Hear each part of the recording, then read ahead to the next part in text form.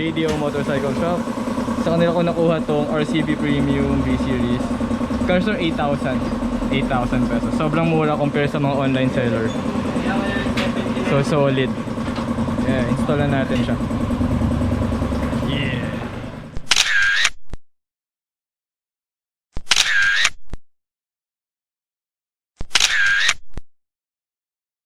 So hi, good afternoon. So another vlog, another gear review.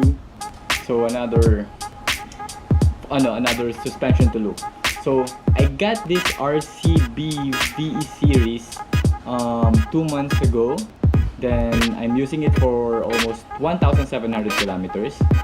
Wala akong masabi sa kanya. The performance is good, smooth, hindi siya masyadong matalbog.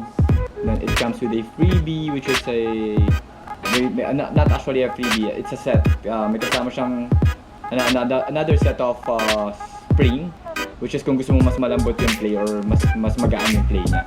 So this VE series has a big damper piston diameter, which is around 35mm I think.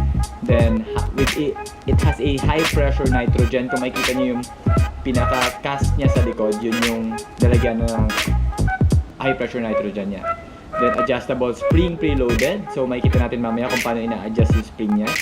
Then it has, yun sabi, like what I said earlier, it has a extra spring, which is kung gusto mong mas malambot yung play niya compared dun sa naka-install na sa kanya. Then piston rod diameter is 14mm, which is yun yung color gold sa gitna nung suspension natin, nung rear suspension natin. Then yung adjustable length niya is up to 5mm.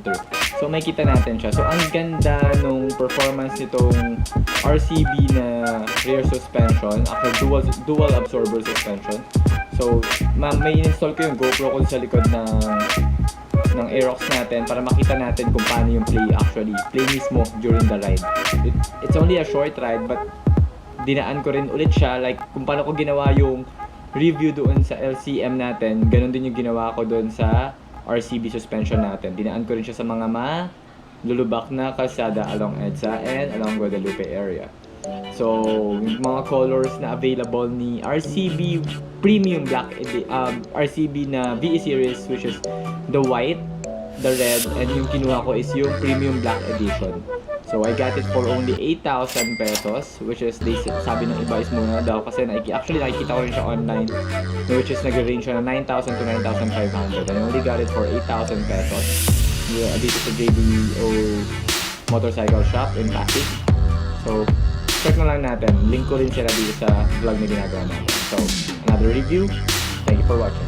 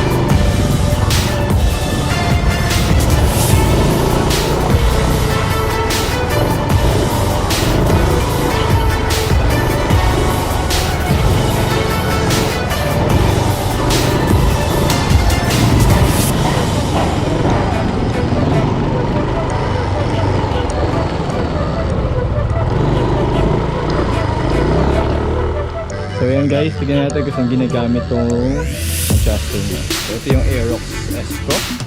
So yeah, balikan natin siya. So yan na, yung suspension.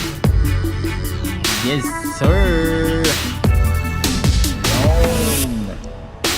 Dito siya nilalagay daw as per the mechanic. Yan, pinaka-adjust dito. Yan.